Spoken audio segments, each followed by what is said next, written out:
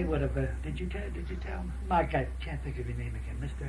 Oh, Milford. John Milford. Sure. All right, Milford. Fargo. Fargo. That's Fargo Express. I don't remember that was. Well, that's a good way.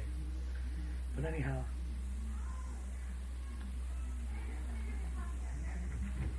I told him about that, how you had the records in storage and they disappeared. Yeah, they sent me a lot of books. I wonder if the person that got them really knew what they were getting. Should I turn this on? Yeah, see if that's...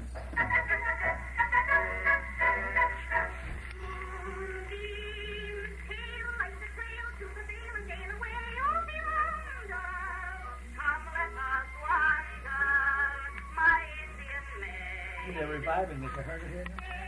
No. One of the bands.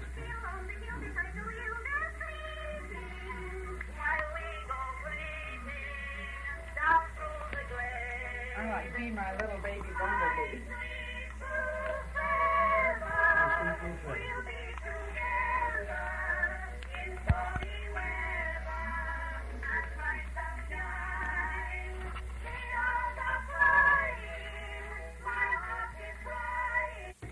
Some of them were low for you, weren't they? Well, sometimes with Eddie, I had to put him in a key that wasn't too good.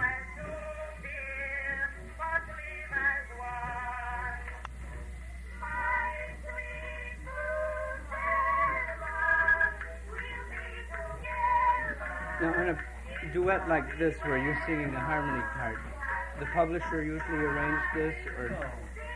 We used to do it, or sometimes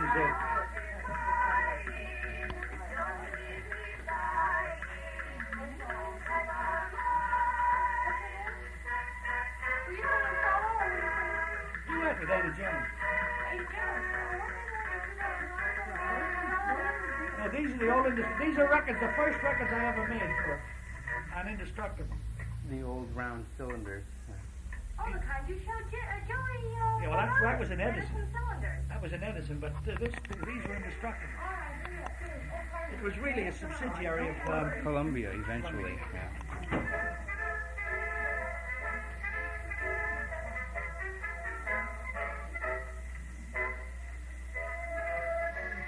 See, it was an old Italian man named Lacali, I think, Joe Lacali.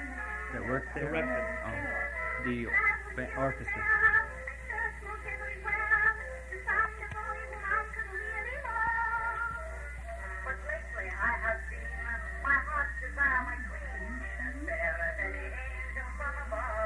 See how I tried to imitate Billy Yeah, Wilder? I was going to say, it sounds very much the Well, that's why they diction gave me the job.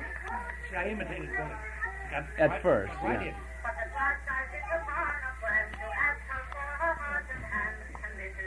You have to wait till you sustain a tone before you find out.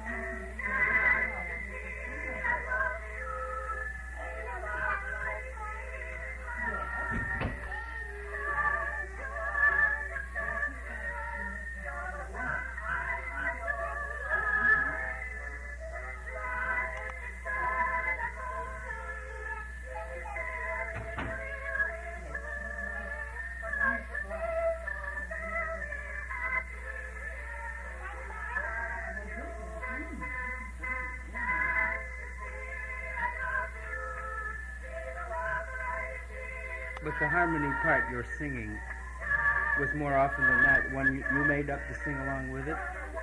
Pardon me? The harmony part you're singing is one that you more often than not made up yourself to sing with it? Well, I think, I don't know whether it was ever explained to you or not, but a lot of these, well, we used to learn songs in the old days, rehearse them, or at the publishers. And we had, they had, well, they were like coaches, but Yes. they were really More more or less piano players. to rehearse, and that's all they were. A lot of those fellows are pretty good musicians, and we always used to have favorites in these different publishers that were musicians. Yes. And while they were rehearsing, they would fix it up. You know, they'd help us with it. Because they were trained. Of course, you read music easily. Oh, yeah, sure. I could make a harmony part Sure. myself. But, Ada didn't read music, did she? No. Yeah. neither did Billy Murray. But they picked it up like this. Oh. Sing it over once or twice for Ada, and she knew it. Yeah. I like this one. Hi. What a cute little fella. My grandson, that's Robbie. Hi, Robbie. And this is Deborah. Debbie.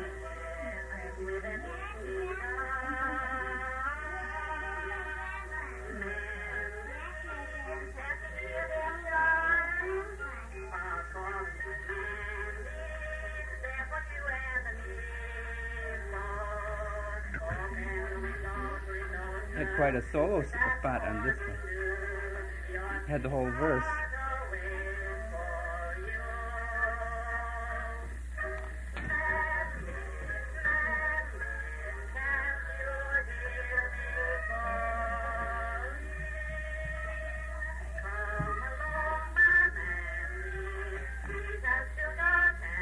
This is a big difference.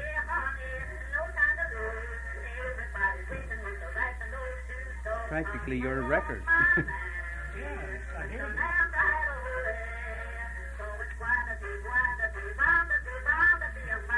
Oh, I know. This was originally a bass nowhere thing that they did in Vaudeville. And he took the And first. that's the way they used to do it. So we more or less did the way they did it. They were big stars. Oh, sure. In their day. I mean, they were terrific. Jack died not long ago. Yeah, he must have been old. Jack must have been pretty old. We were great friends. I got a couple of letters from him, and they were typed, and his signature was very shaky, you know. Yeah, a little friend of mine, I think she married him. Emma, she was a little pianist, and she played for him after he left Norway. He did a single again. You know, originally he did a single. Yeah. Then he teamed up with her. I guess there was some real, once he was through with her, he was through. Who's that? Jack. Oh, yeah. Well, he never, after Nora Bayes, after that thing, I don't think he ever amounted to too much. Yeah. He wrote a few hit songs. I got a letter from Joe Howard, too. You remember him? Remember, I took his apartment from him in New York. We lived in Joe's apartment. Yeah? In other words, we sublet it. Then I had to take it over. Sure, I knew Joe very well. He must be pushing It was a very funny thing. One of my first notices in Variety said there was a youthful Joe Howard and Andrew Mack rolled in one. Joe was a great because you could write and sing. Yeah. He was a great showman. He was married to Ida Emerson, wasn't he, early? I think so. Oh, he had several. I had so many. He was a ladies' man. As good as the Wolf Hopper. Oh.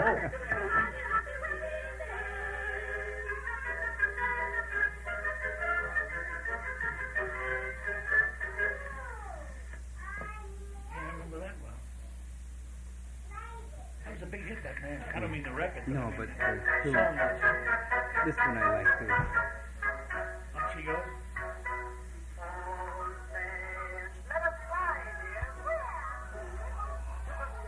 We were so coy in those days. Yeah. It's like listening to somebody else, isn't it? Absolutely. Yeah. I'd say I never did that. Because it's a different person. Of course, at this time, probably around 1911 or 12, and you were 20 years old, a kid. You were born in 92? Hi, Robert. You're interviewing now. I didn't mean to interrupt you. That's 25 minutes there. John, Say, Mr. Fargo. Fargo, but I know you, sir. No relation to, You all right? Wells? well, That's a pump him dry. He didn't like to talk too much, and I should have had a couple of drinks in him before he started, but then he, flow like the Mississippi River. Bring him a straw. All right. Come on, Steve. He's a cutie too. that's old. Electricity out of his eyes, yeah. He knows everything. And everybody probably.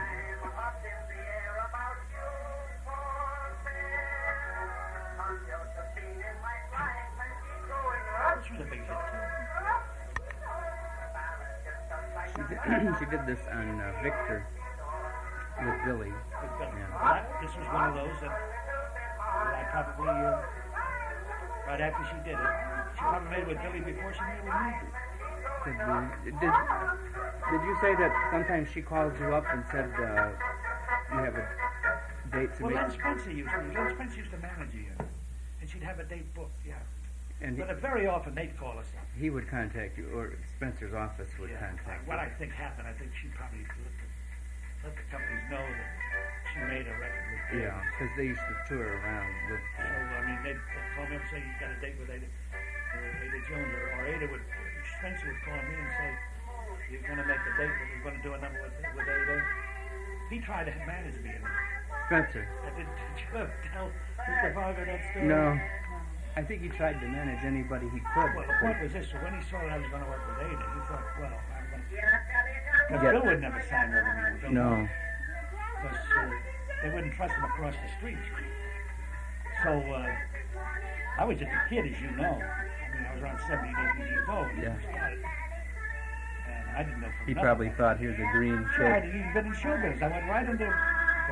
Just amateur, like minstrel shows. I went right into record business. I was probably the youngest regularly employed phonograph singer in those days.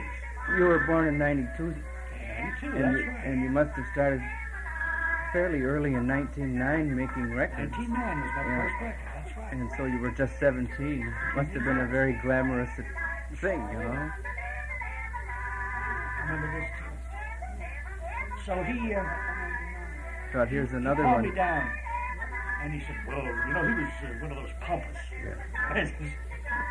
He Probably. used to, he made some, did you ever get any of those old numbers he did with Ada? Yeah. And, but he was very pompous. And a big, always carried himself. So, he made this proposition to me, told me what he could do. And he says, you know, he said, I can get you so much more money than you could ever get yourself, and so on. He probably could have, but Yeah. so he said, now I want you to sign with me. He said, but don't do it. He said, you go around, you talk to the companies, and you'll see what my reputation is. So I went. Well, the first man I think was, who was it? Somebody. Was it? Must have been up Columbia. And I guess it was Vic Emerson. Yeah, when he was still working That's there. right, when he was still head of it. Yeah. So I said, Dick, I said, what's your name wants to marry me? He said, get away from that. So, finally, he said, did you ask around? I said, yes, I did, but I think I don't want to be managed. I think I'll do my own thing. Huey said that I don't think he was too happy with what Len did with Ada. You know, he said he always got his 10% Oh, or more. sure. So this is a good way to make money without having to work too hard. That's right. That's right. Yeah, because Billy and Ada practically did all the work. Sure. Because by that time, Spencer wasn't making too much with Ada. I have a 3-year-old girl, and she really likes this record. She says, Daddy, play Googy-Oo.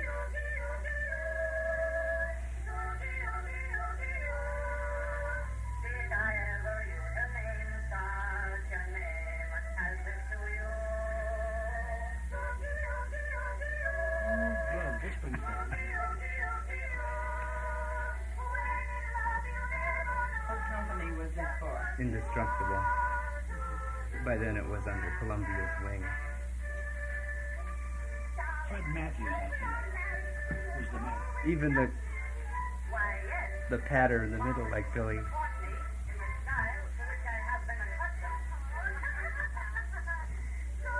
It sounded very much like Billy in that one. Even I probably copied the whole thing. yeah, you were a good imitator. That was a smart thing to do when you first went in.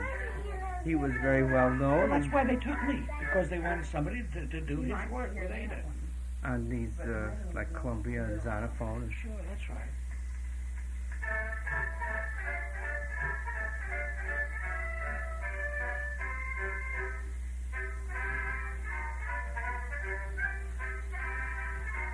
I'd like to have you show us everything there is to see. I'll show you everything there is and tell the history. I bring a lot of Washington and Yeah, the recording manager was Leslie Wancock. At Indestructible?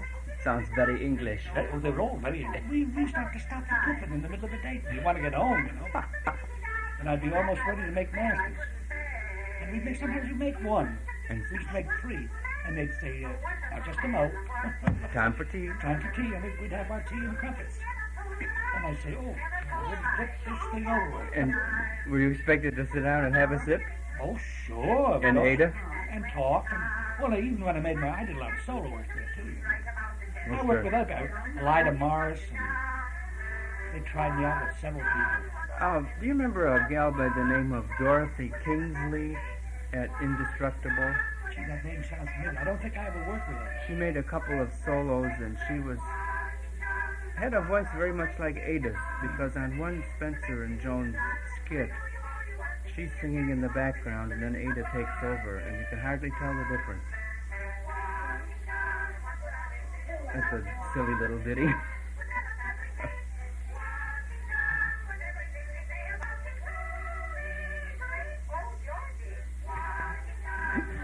Yeah. You did it. It's there. You can't deny it. You can't brag about it either, though. It's funny how the styles switch. They're interesting more than funny. When did you stop performing vocally? Well, let's see, I was with ABC about 14 years. You were still singing in the 40s, weren't you? Director. I think it was in the 40s. I think the last singing I did was right at the beginning of the First World War. Because then that's when I went into directing. I lost my voice completely. I could talk. Was it an accident or just? No. One of the chords relaxed. Just pooped out entirely. Tibbet had it. Yeah, I remember. And He went down the old hit. stuff in good companies, he said. But anyway, Lawrence Tibbet had it, and he never was the same. No, he went with. And my voice never came back, but it did come back so that I could talk. He I had nothing organically wrong with me at that time. He went with the old hit parade program for a while, didn't he? It made you. Tibbet. Yeah. I know he sang in the premiere of Hanson's Marymount opera at the Met. Oh, yes. He was really a great baritone. I forget what it was now, but one of the finest performances was it Traviata? Well, anyway, it was Tibbet, G, and 40. Three of them. What a When they were record. at the top, the peak. And what is that? Bory died just a little while ago. Oh, but they were, Brazili could sing too. Oh, yeah. You made a few Red Seals, didn't you, in background for singing in choir For parts Victor. for Victor. Oh, yeah, sure. Yeah, those opera choruses. Sure. Well, they used to take us all down there, you know, when they needed a chorus. Those who could read music. You know, I made one thing for Edison. Some of the guns, they never put it out, and Walter Miller would never give me a copy of it. But do you remember when they had, when the sextet was so popular? Yeah. And Victor? Well, Edison wanted to make him, by God, Sodero, you know, he was the conductor. They told him to pick a cast, and they'd make it at Edison's. The Lucia Sextet? And he picks me to sing the tenor part. I said, my God, I never sang anything like that in my life. I'll coach him. And to make a long story short, we had Hurlis, Matsunawa. You want to turn that down a wee bit? Yeah. Oh, they were all big. Margaret Messnout, yeah. I was the only dog in the outfit. So we made that about 2 or 3 times, but they never put it out. And that was one thing that I would always love to have had a copy of, you know? I wonder if they might not have one. No, because there. I'll tell you who I asked to go when he went over there. Wally Butterworth, you know Wally? Oh, yeah. He was doing a lot of Research. programs, and he was going over to go through all the stuff over at Orange. yeah. And he said that it wasn't around anymore, that they evidently didn't keep a copy of it. This is a U.S. cylinder. This here? Yeah. Hello, girlie. How to do? You know, I've been waiting Is that about right? here for you. I never saw your face before. When you look quite familiar, little girl, I'm sure. That was a silly one. Yeah, that was a United States. 2 minute. They had their recording studio in New York too, didn't they? Yeah, on 6th Avenue. About 39th Street, something like that. Did you go to Camden to make Victor's? Always. Or they never had a New York. Well, Not they in those days, not in my day. they had a red Later seal, on. I guess. No, they No? used to go over there. They used to go over there. Ada would always have gone there too then. They did. Always went over to Camden. Did you go on the train usually? Yeah. It was an 8 o'clock train we used to have to get every In the morning. in the morning. We arrived there at 10, about 10:30 we were recording. See, they were very easy to record for because in those days, I think we'd have a couple of rundowns. Well, we'd have a rundown to rehearse it first. And Walter, what was his name, the director? Victor? Heck of a nice guy, too. Oh, no, Cronkite was he was not he was a Edison. no, not only that, but he was recording manager. I'm talking about the conductor. Oh, Walter. He'd run it down and he'd make his little corrections in the orchestration with another, and he might run down again, but usually the first time through was enough. Get the thing set, and you make a couple little corrections with things that you wanted.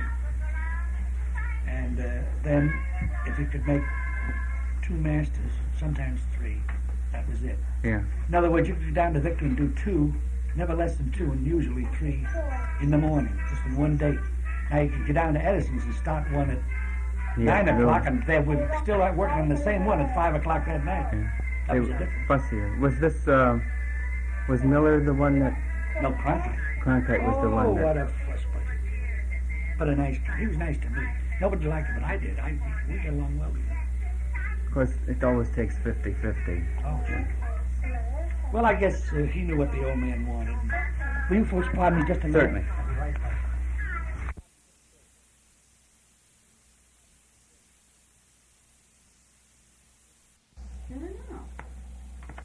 Just to have some of it you've already said before, but when after Billy heard you, was he just there in the audience or was he working in the show? No. In those days, they used to, all the local clubs like Democratic Club, the Elk Club, and around New York City, they used to give minstrel shows. And what they would do in lots of cases was like we did out in Bay Ridge, the Democratic Club out there. I used to sing a lot down there. In fact, as a young boy, I made a lot of money singing for them. They used to pay me pretty good money to sing at different affairs, you know, when I was still a youngster coming along. And so, when they would give this minstrel show, and what they would do would take the club members as a chorus, and the front line was all professional. They would be hired and then paid out of the proceeds. That's right. And they always, in fact, there was a group, Billy was one of them, that went around and did this in several of the clubs around. Will Oakland do some too? or- Well, no, Will was never in that. He used to do, I guess, but Early, he was yeah. he never worked out in Bay Ridge.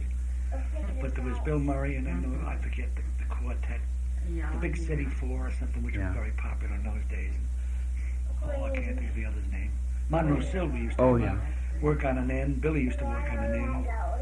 So when I was so popular, as I have to say, Yeah. as a kid around there, that when they gave this, after I got into the club, and they finally decided that when they gave this thing, they said, well, we're going to put Walter on the front line with the others and let him do a solo. See? Because they heard you singing around. And So when Billy heard me, he says, you know, that kid's all right. He said, in fact, he said, I just signed up with, this is when he signed up with Columbia, and with Edison and Victor. And he said this, they're looking for somebody who could sing like me. I used to imitate him and clown around there, you know. He used to hear me sing, imitating him. And he was very nice to me. He took a liking to me right away. In fact, we finally wound up partners later on. But, and then, it only took a second to complicated, Yeah. but Billy and I, used to get together as families. We had bowling clubs together, and we did everything. We lived in the same neighborhood. He was in Bay Ridge, and I was in Bay Ridge, and he was in Flatbush. And I mean, there was a close association with Billy, and it was all down through the Personally as well as That's professionally. right. So, but anyway, this time he just took a liking to me as a kid, and took a liking to my voice. And he said, "There's this fellow Bonnie Montgomery who was taking interest in me that time." He said, "Tell you what you do, you call this guy up," and he told him his name, Fred Matthews, who was the head of Indestructible. Fred Matthews. Fred Matthews, he was the president. So that was really the first company you Very first company. So they sent me down. I'll never forget. It was on on the first of the week or something. And by God, the following week, I think the 17th of March was coming up or something. I always remember because it was right close to when I made my first record. And they gave me a date. And on the first hearing. very first, right off the reel. So then finally, You remember what you sang for him at I've audition? often tried. I remember Victor was Summer Reminds Me of You. Yeah. But I can't remember. And I can't remember the first thing I did for Columbia. I don't remember the first name. It was a solo date. It wasn't with Ada. Yeah. I have a lot of Columbia catalogs. I bet we could look it up. Of course, No, this was an audition. No, this was Indestructible, see? So that was the first company. So they called me in. And then he called up Columbia. Matthews. Oh, Matthews, because of the connection. Yeah, so then I think did I make a test date with Ada? I might have. Probably Did to I see just how go the... up and, no, maybe I just went up and made a test. They didn't call them auditions in those days. Yeah, They it were was a tests. test. Yeah. So they processed them just like a regular record. You know, they didn't have the wax business like No. they have now. They'd put it on wax. And then Then they'd press it, and then it would be... Yes, Don?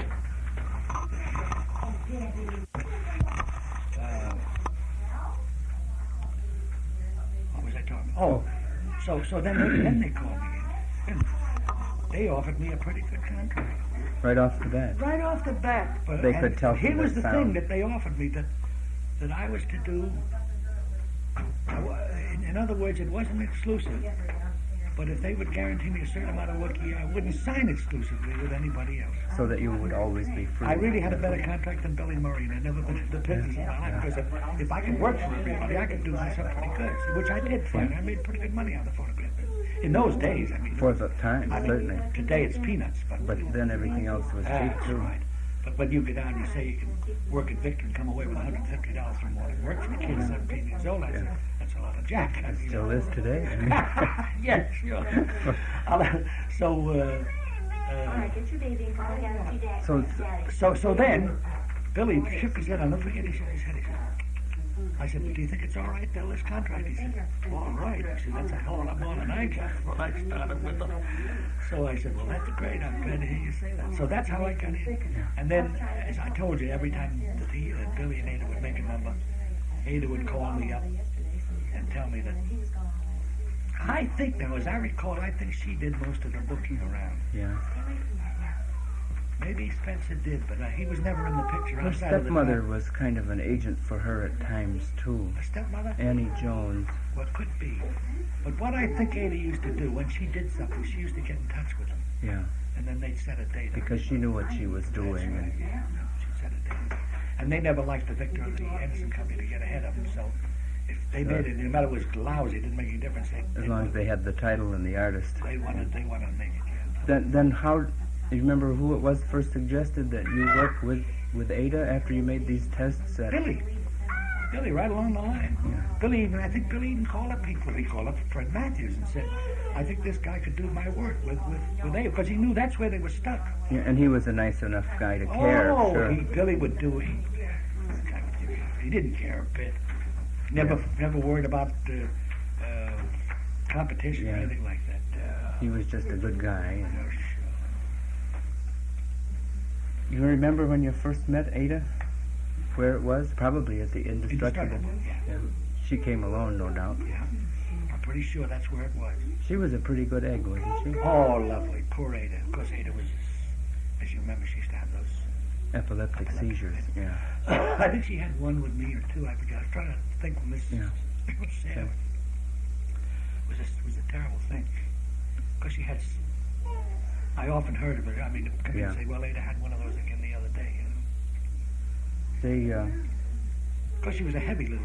she was dumpy. heavy then, wasn't she? Yeah, a little dumpy. And of course, you were with her right at the peak of her popularity. Oh, she was definitely. about 1908 to 1910. She carried me in on a Silver tray, huh? silver tray. Well, that's certainly how it was. The doors were wide open Yeah. to me. Sure. And then wasn't it about 1914 when you signed exclusively with Edison? No. I didn't sign exclusively with Edison. I came into New York with Eileen, Victor Herbert's Yeah. Eileen. I played the lead in that, as you know. And That's when you became Walter Scanlan. That's right. But Herbert gave it. Yeah. And I refused to make any records because I realized it was going to be a break. So I don't think I recorded in that Period in there, 1917 period in there. And But when I signed exclusively with Emerson for a while. And they Vic failed. Emerson started this company, The didn't he? Emerson, But yeah. he Yeah, and Ada they were... still owe me plenty. Oh, brother. I had a terrific contract, which I knew that... I remember you went out to Boston or someplace. wasn't it? No, that was another deal where I made a lot of money on that deal. That was Whitney. Oh, yeah, that was... That Fred Hager, Yeah. one of those guys, called me up. I made 26 recordings in 2 days up there at $50 a title or something, I think it was. Of course, Ada was twice as old as you were when you started making records. She was 36 and you were I just think 17. The last time I saw Ada was in St. Louis. And she was around... She was on the road, Yeah, giving concerts in these little towns, little towns. Well, for like... at a women's local organizations. theater, raise money. Yeah. Because her popularity dropped off during the First World War. Oh, I and, think so, yeah. and then she was kind of crawling back in the early 20s. Yeah, well, that was it. You see, then when I came back, Victor tried to get me to do the numbers I was doing in Eileen. And I said, yeah, I'll do it if you give me a contract. And they wouldn't come. Well, I said, what do you want? Well, I didn't care at that time because I was in the show, and as I say, it looked like we were going to have a couple of years' work. And I just got, I figured this is my chance to put the screws on. And you never did record those numbers, did you? Not from, no. That's too bad, too, because you were original cast. Yeah, that's right. So then Edison came along, and they, now wait a minute, it must have been 18 or 19 that I signed with Edison because I had started to work in the Irish field, take out these Irish shows. And that's when I signed exclusively with Edison. Did you remember ever making any records at Edison with Ada in those group things like the Songs of Other Days, when they were the medley? Oh, yes, yeah, we did a lot of those. And she did a couple of solo spots, I Yeah, imagine. we used to have, that's what they used to call, you mean like those medley of show tunes, yeah, a medley, medley. yeah. Oh, yeah, we all worked in there, a lot of those. They'd call us down, sure, we did a lot of that work. I remember I did a lot of it over at Victor, too. Yeah, they did a lot of In favorite fact, airs from... I remember I went over and made the Mikado for them because I did Titwillow at Victor. at Victor Yeah. in the medley of the songs from Mikado. Harry Von Tilzer was supposedly a good friend of Ada's, according to the gal that used to work for them, but Huey said he didn't think any more than any other... I don't think so. Because you knew Harry very well. Oh, yeah, we were great. Because you worked together on songs. Yeah, we worked. Yeah, that's right. We wrote songs together and everything. No, I don't. He did because he was very friendly. Well, I tell you, if Harry saw, for instance, Ada was probably he'd treat her just like he'd treat any other person. Because she was a good plugger of his songs. Exactly, yeah. exactly. So that. Do you remember a gal by the name of Amy Ellerman who used to work in some of those ensemble things? And I think she was in some kind of a trio, singer of it. No, Amy Ellerman. maybe. When Vic Emerson started this camera phone business, was this before he founded his record company? You mean the talking picture? Yeah, thing? the talking picture thing. I guess it was. Huey remembered once that he called Ada over to make some records for, I think it was a Vesta Victoria picture he made, and her singing didn't come out right, so Ada went over to synchronize the singing with the picture. And then you remembered that you did a bench act with some other gal. And on one of Ada's records, but we had another gal do the... Did Ada make the record especially for No, this they took with you? they took a record. Standard release, I think it was a Columbia. probably. And we did 2 or 3 numbers. Did they play the record while you made the picture, so that you acted it out at the same time? Yes, we molded. And it was a disc, probably, by It was a that time. disc, yeah. And then whoever showed the picture could play the disc. Yeah. Did you ever hear this in a movie house? Oh, yes, right down in Brooklyn. They had a special camera phone, one of those 299-seat houses. Yeah. Yeah. Took a big store, and they showed this thing. And the rest of the bill was silent movies then, or No, they just had shorts and... shorts and things like that, yeah. Because it was in its early... Oh, yeah. I guess that never went very far, the camera phone business. No, he failed. I'm sure he did. You must have been kind of awed by the presence of the great lady when you first started with her there, being just 17 years old. Who, Ada? Yeah. No, it's a very funny thing about Ada. She was like an old shoe, as they say. Yeah. Felt like I don't you ever were- remember. Maybe I was. Well, naturally, I was impressed because she was a big star, records and so Of forth. course, the 17-year-old has a lot of guff, too. That's right. So, but I think she's that type that after you, she had like a mother type, Yeah. you know what I mean? And she was old enough, as you say, Yeah. at that time. And, She was old enough to be your mother. yeah, and she probably was anxious to please me because she wanted a partner, you know. Or so to keep on singing She probably, these things. she probably did it. Well, I didn't know it, but now that I look back, she probably went overboard to Be nice, too. nice to me. Of course, I understand she was Oh, a pretty nice gal. Lovely. We never had a word. All the time I worked with her, I can never recall when we ever even disagreed. And if we had a disagreement, it was a pleasant one. We could argue it out. You know, you'd say, well, don't you think, Ada, it would be better if it went this way? She said, well, let's try it. And if she thought, she'd say, yes, I guess that's a better way to do it, and vice versa. She said, I'm not comfortable, so do you think? I said, sure. When you were singing, and would the conductors allow you, like if you said, I'm just not comfortable at this spot doing it this Oh, way, yeah, sure, change it. they would pay Oh, enough attention. It wasn't sure, one of these, sure. I'm the boss and you're the... Oh, no. Of course, sometimes if we were a little too radical and musically you couldn't do it with an orchestra, You'd have to they'd bow have to to tell this, us why. yeah, Then we'd have yeah. to, sure. Then they'd say, well, that's all right. Well, that's fine. But we can't play that back of you. You didn't make, well, practically all of your Jones Van Brunt duets were made between 1909 and 1914, that 5-year period. I guess so. And then you developed a pretty good style of your own and went on from there. And you didn't make any later records with her, did you? No, after I once got established on Yeah. my own, I don't think. And then you were busy in New York on the stage. Yes, I was in several plays. Did you ever see her around? Oh, quite often, sure, quite often. And it would be Hi, Walter, and... That's right. I don't know. I don't think she ever worked with anybody after me, did she?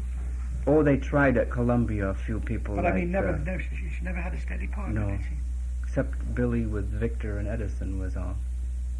Yeah, But- but I mean, outside of, well, Billy was first, Yeah. but I mean, then I followed Billy, and I don't think anybody followed as a steady partner. No, they tried Henry Byrne, that didn't work very well, and M.J. O'Connell, remember Mike? Oh, yeah. And Did they ever try Billy Jones?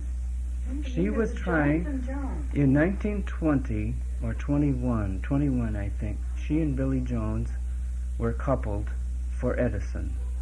They did this When Francis Dances with Me and Down on a Little Side Street. And I have a feeling that they were trying to team these two up and go, because her style and her kind of song came back in the early 20s. Yeah. It kind of disappeared during World War I. And they made these two sides, and then of course she died middle of 1922 before they could make any more, so that ended that. But I think they may have tried to Did Ada die at 22? May 1922. Rocky Mount, North Carolina. wasn't it? Right. You must have been out with the Victor artists when you saw her in St. Louis? No, I wasn't with the Victor artists.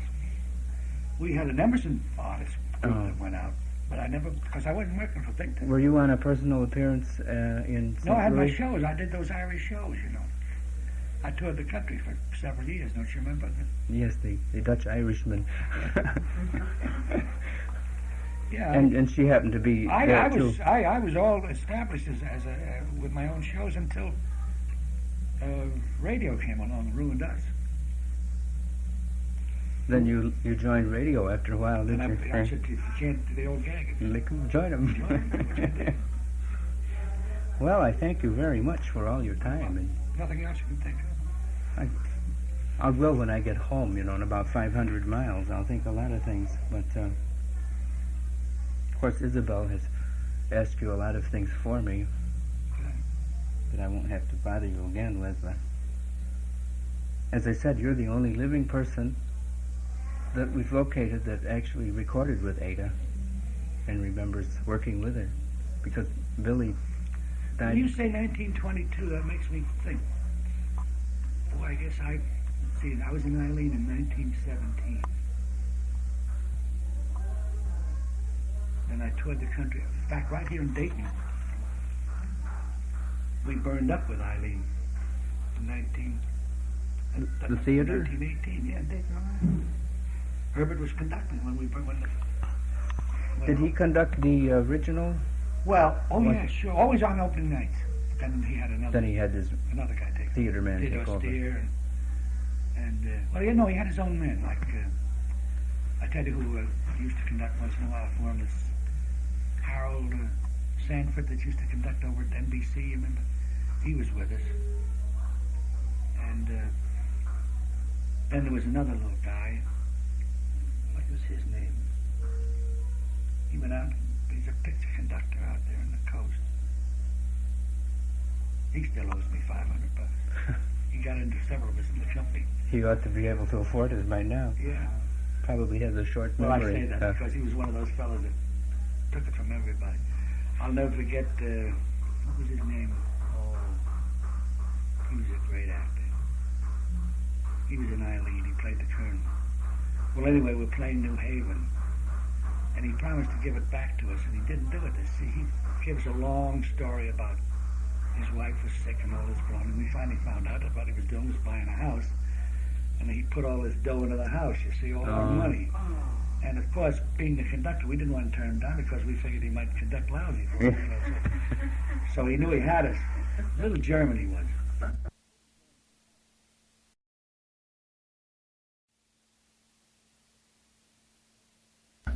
And this Ed Martindale. Oh, Martindale. He was a great actor and had a fine voice. Never a recording voice, but a good, great stage presence, a great actor.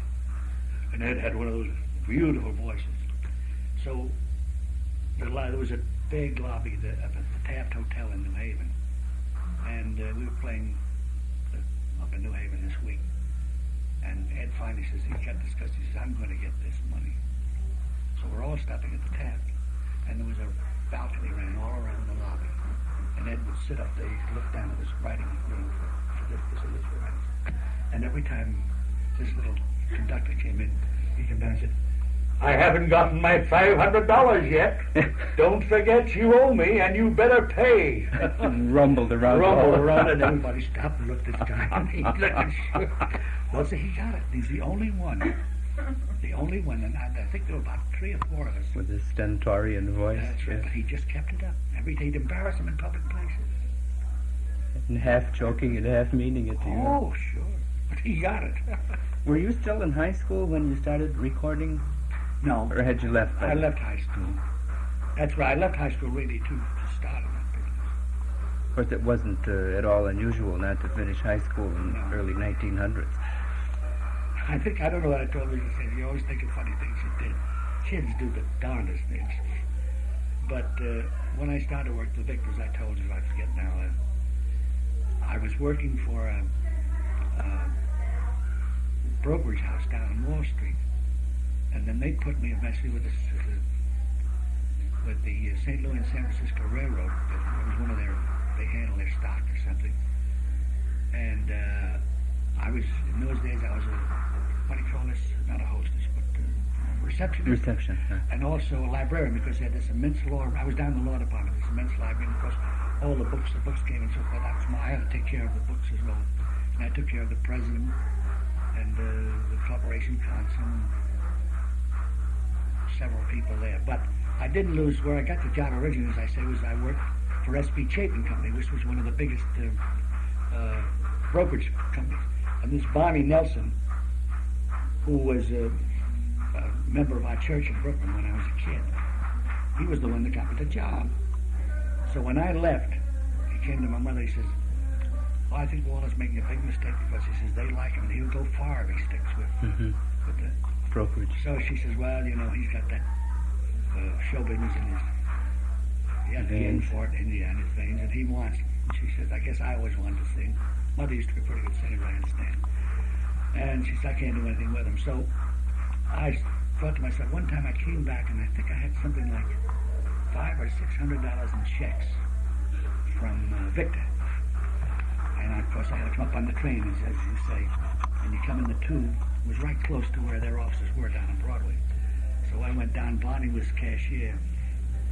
And I went up to the window and I said, well, hello, Walter, how are you? I said, fine. He said, how are you doing? And I said, look, Bonnie, would you do me a favor? He said, I got about $500 worth of checks here. Would you cash them for me, please? His old face dry.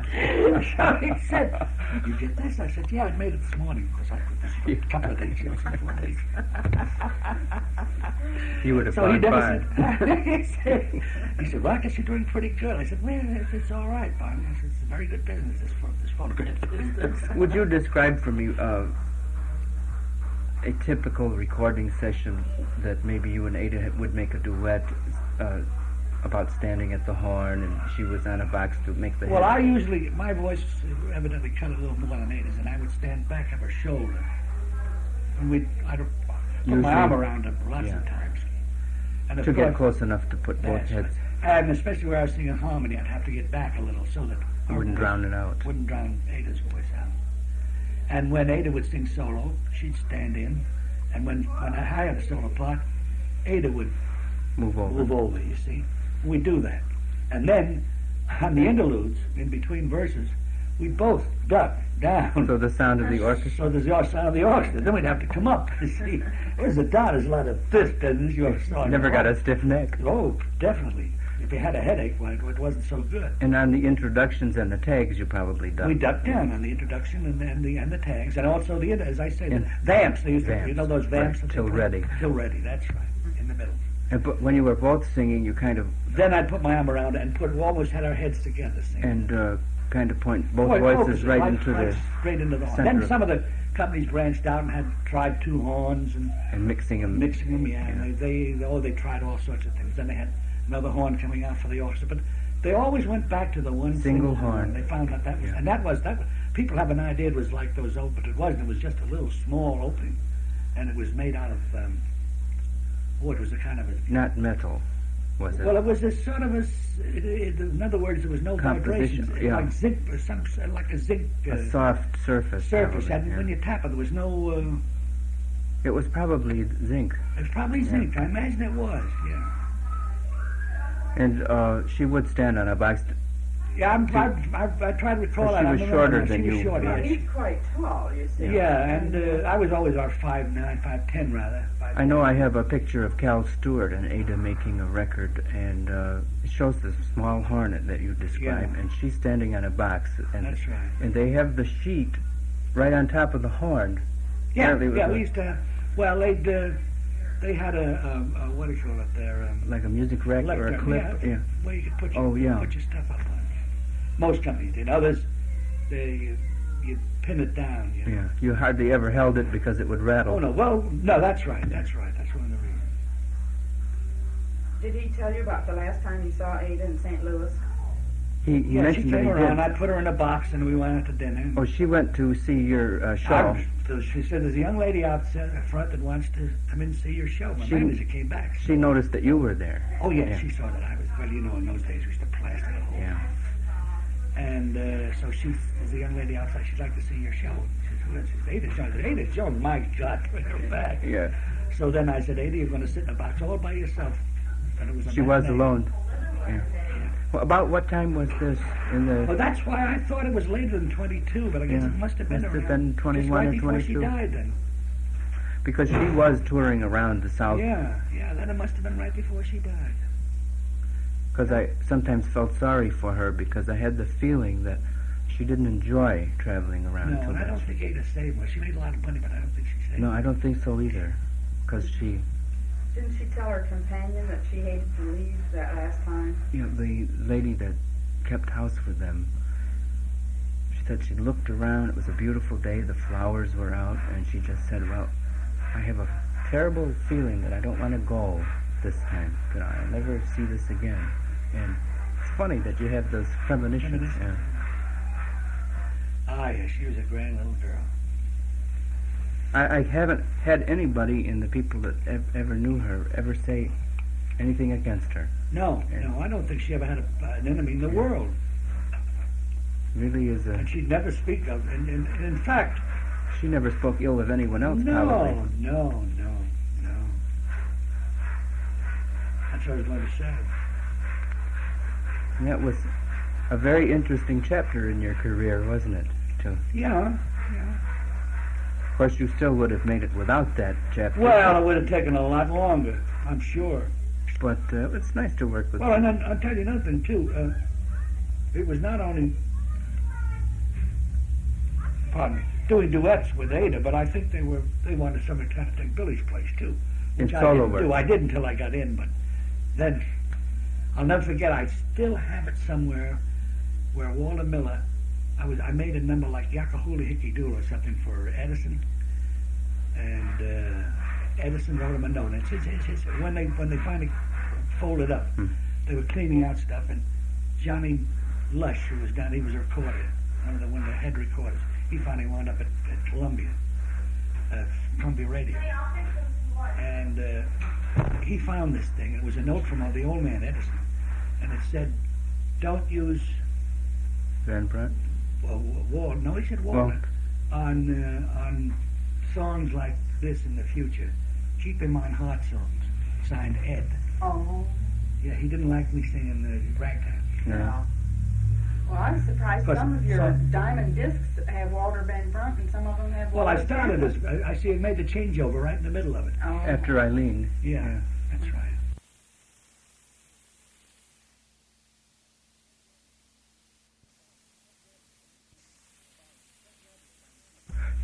Fred Ravenstein kept cash books. Did they pay you in actual cash? Right after the record. And that's why he kept this. On the way out, you could get your dough. That's why everybody liked Edison. Was this not true of Columbia and No. Victor? They, Well, I think we used to get a check, depending upon the arrangement but you nobody had. paid cash with Edison. I'm sure. And people would like this, of course, Yes, because yeah. you could buy a train ticket home at least. Well, I know, like the United States, there was a racket. This, what the deuce was his name? It was recording manager there. He was a lush. He drank an awfully nice guy, but he liked alcoholic. his- yeah. And he was always at this saloon, and he always had your check in his pocket. So when you'd go to the United States to pick up your check, he said, "Oh, Mr. So-and-so, he's down at Harvey's," or whatever the name of the So saloon that was his office. That was his office. So you get down there, and you know what the gag was, don't you? Cash it and buy him a couple of drinks. Sure. He wouldn't take 10%. Naturally, he wouldn't take any. But that was the payola. And here you were loaded with a new check. You could afford to buy him a For the couple buy. of He drinks. said, "Well," he said, "yeah." Well, you felt you should. You see. He said, "Well, all right." So you'd cash the check. Oh, he'd always suggest that they'll cash it for you, and then you'd buy him a couple of drinks.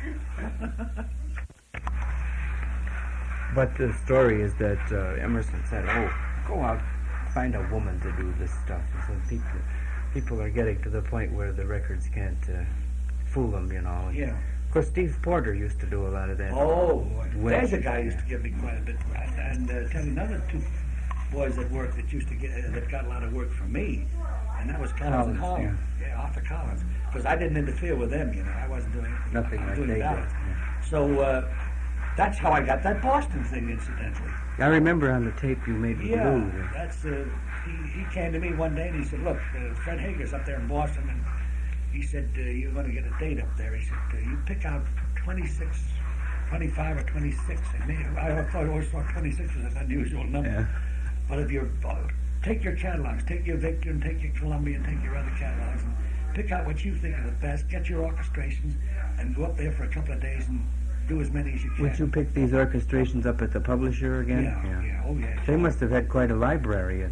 Oh, well, they always, every song they put out, if it was at any rate good at all, if they were going to push it, they had the orchestrations in all keys and everything. So that if it was low, high, medium, this kind of thing, then they would just loan them to you. No, they give them to you. They print them up by the carload. Sure. Because this was a plug. Oh, yeah, and then not only that, but they used to send them out and sell them in different towns, the small orchestras and things like that. I guess Ada was doing her song slide illustration. She used to sing with the colored slides a lot. Well, and you know what's name wound up in that business, Len Spencer. Yes, that's right. He controlled all of it, and in fact, he had the biggest selection of song slides when I was a kid around there. When I went down to see him, that's all he had was this song slide business. When he wanted to be your agent? Yeah. He was in that business. That was a big thing in those days, you know. Yeah.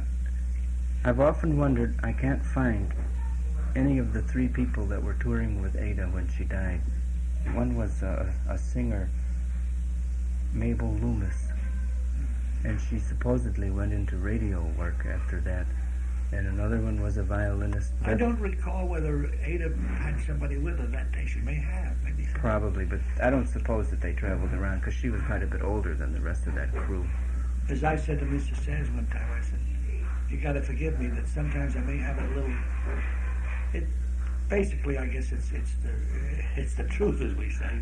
But you try to think, and you can't. It's like when they put you on a stand, you know. Well, I know I made a couple of records, only about maybe 10 years ago with a dance band. I was playing piano at the time. Yeah. And if anybody asked me now who was playing drums, trumpet, I wouldn't remember. I mean, and people like you were so busy, I mean, you'd run from one thing to the other. I know I talked to Frank Banta, who there's a record with M.J. O'Connell and Ada, and it says piano by Frank Banta, about 1918. And he said, well, I must have made it. He said, I have no recollection of that at all. Well, as you play these things, I had no recollection until you played them. If somebody was asking me, did you ever make songs? I'd say, no, I didn't even remember the title. And probably some songs that you wrote that had gone in the back of your head, you hear it and you say, did I write that? That's right. That's right. Would you like to have a list of the recordings that we know that you made? Because my daughter types and I'll try to get it up. Well, sometime I'd like to have it. I had a very, very funny thing happen when I was doing the Irish shows. I was writing a lot of my own music. And my daughter went to church one night that had a little concert. Some Irish tenor was there. And he sang this thing called Myself. It was one of those jolly little Irish ditties. And she came home and she said, oh, Dad, she said, I wish you'd been over that night. There was an Irish tenor over there and he sang a song. It would have been great for you. I said, yeah. I said, well, she said, it was all about myself. I said, fine, I wrote it. She said, what? I said, wait a minute. So I went down and I pulled it out of it. It was in a what do you call it? Of my song. Album? An album. Yeah, collection. Not a record album. Yeah, but song collection. Song collection. About, I think there were about 18 or 20 of them from the show. Yeah. And she said, well, that's very funny. She said, well, she was a good judge of material for you, though. Yeah. Incidentally, not the boy, but that was a very funny thing about that thing. I was doing this show, and with Irish shows, you like to space your numbers. You see, they were little comedies with songs. Little skits and... No, this was a play. It was an Irish play. Good little 2 or 3 acts? Or? 3 acts, usually 3 acts. And we spend a lot of money on scenery and stuff like that. And kind of a flimsy little Irish plot to hook it all together. Hook it all together, but then it would give me an opportunity to sing songs. Sure. And then I'd always come out between the second and third act and give them a concert with a grand piano. We'd push it right out in one. I used to use the old gags called for songs that they're going to hear and all that stuff. They loved that. Oh, in those days, they'd drive in 50, 60 miles. That's what I say when radio came in. They wouldn't drive in anymore to see it. No. I mean, I remember there were towns you could play, and you'd have 200 or 300 on a rainy night. And on a good night, you'd have 1,500, 1,800, 2,000 people. Because they drive in within a radius of 50, 60 miles. to hear, because they'd only get maybe 1 or 2 shows a year. Now it kind of works in reverse. They hear them on radio and see them on TV, and when they make a personal appearance, they go out and see them in person. Kind of levels off. I started to tell you about. You started to tell me about that you took Ada out to dinner when you last saw her there. Yeah, in St. Louis. In St. Louis, yeah. This must have been before her show, or after. Well, she was right after my matinee. She probably was with me. Before her evening show. Before her then, evening show, yeah. Before my evening show. Where did you go to eat? You remember? That I don't remember. What street and what number? She was often accused of eating a lot, but I suppose by that age she didn't I don't remember particularly. that. She used to We eat, had lunch together. And Yeah. all. I mean, in the old days when we were working, we always. especially at Edison, I Down at imagine. Edison's in Coochie. Oh, very often Ada and I would do a date here in the morning, and we'd go have lunch together, and then go to some other place and have another date at some other country in the afternoon. Then she'd take the train home or stay Yeah, that's right. over. Yeah, I've worked 2 different places with her in a day. She might as well. It wasn't uncommon, was it, to go from one to the other? Oh no! Well, you see, the idea was if you came in from where did Ada live? She was, Long Island, Long Huntington, yeah. and you came in, you want to get it all finished in one day. So Sure, and the more companies you went to. I had a reputation at Edison's about I was about the only tenor that could work at 8 o'clock in the morning or 9 o'clock in the morning. You one of those? Yeah, it never bothered me. Right out of bed and sing like in a those bird. days, I never drank, I never smoked. And I'd get up and I used to wonder at these other people. And another thing too, I'll never forget. We're down in Atlantic City with Eileen, and I went in. This was right before we were opening in Atlantic City, and I went to this German restaurant. I sit down with my wife, and I ordered this big German dinner. And Herbert was sitting like 2 or 3 tables away, and that's right, greeted with, "Hi, Mr. Herbert." This was a surprise. You never call him Victor, you know. No. So he looked at us, how I, and he was through a little before I was, and he came over and he saw whatever I was, possibly, you know, the big German. Yeah. So he looked, he started shaking his head. I said, "What's the matter, Mr. Herbert?" He said, my boy, how can you do it? You got to sing it now." He said, "You're a freak." You can't sing on an empty stomach. No, that's right. He said, "They usually eat after," but he said, I never saw. I said, "Well, it never bothers me, Mr. Herbert," and it didn't. That was the funny part of it. Which he must have known. Yeah. Well, you know that he made me conscious after that, and believe me, I watched it. Up to that time, it never bothered me. I guess people like Caruso and those guys had a regular ritual. They Oh followed. yeah, well Caruso, they never ate. Those opera singers never ate till after. What did you call Mr. Edison? Mr. Edison. To, Oh, we call him the old man behind. but the to, back. I mean, but when you were dressed Affectionately, in- we call him the old man, but Yeah. yeah, and you shout in his ears. I had a very funny thing happen with him too, because you know the biggest thing I ever made with Edison was taking home again Yes. Kathleen. That made me with the old man. much against your wishes. Yeah, that's right. You know the story Yeah. there. That I finally gave in, and he finally proved to be the.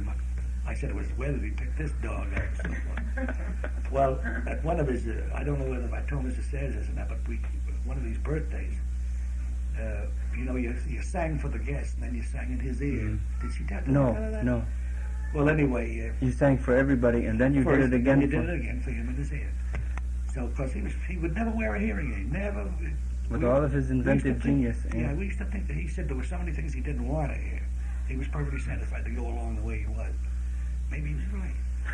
I mean, in the business he You was always in. turn your aid down, though. That's You right. know. Well, anyway,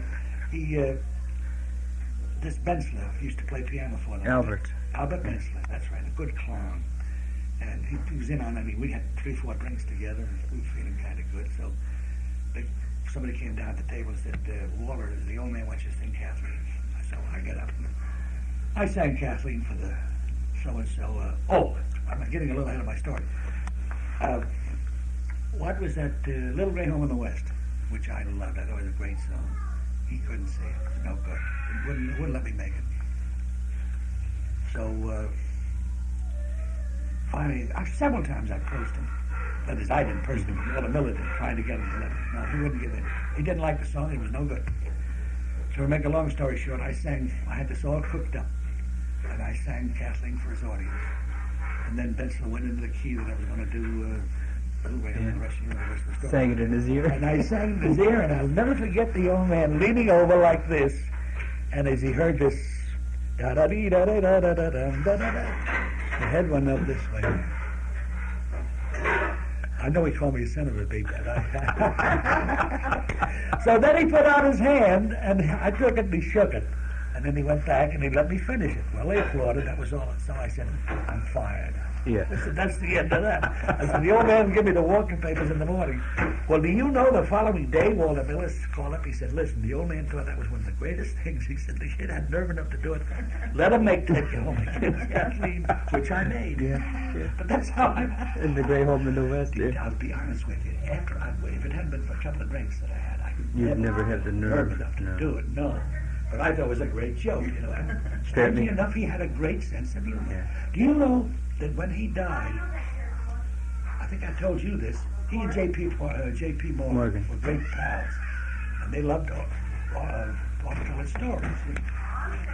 And jokes. The dirtier the better. If he heard one, he'd write it on whatever, it was a piece of paper from the bathroom, he'd write it on it, send it to J.P. Likewise, if J.P. heard a joke, he'd send it to Edison. When Morgan dies, in his vaults, they found in these envelopes, Walter Miller told me this story, all these dirty jokes that Edison had sent to Boy. He said, it's a good thing they fell into, he said, because the bubble, he says, the great Edison would have been pricked that day. He said, if they ever got out and somebody got a hold of him, because they immediately took him out and destroyed him, you see. Of course, Miller was not above such enjoyment either. Oh, no, Walter Miller was great. You know, they found in the vaults down there at Edison some early wax cylinders, and they've got some. They made these during some of the parties that Miller used to have, and some of those are pretty hairy. Oh, sure. Well, you know, up at Columbia, they were arrested one time for making them for sale. They were selling them under the counter. Yeah, they put out a lot of these with dirty stories. Party records. Party records in those days. And they were caught. We're people. Yeah, the people were people. Well, I thank you again. Well, thank you. And I didn't mean to keep you so long, but I just got I enjoyed it. Get steamed up. so interested that keep going. I don't mind it when I'm into it. So it's just these days getting into it. Yeah, and I suppose it's hard being bothered. Well, I got the heart business too, you know, hypertension.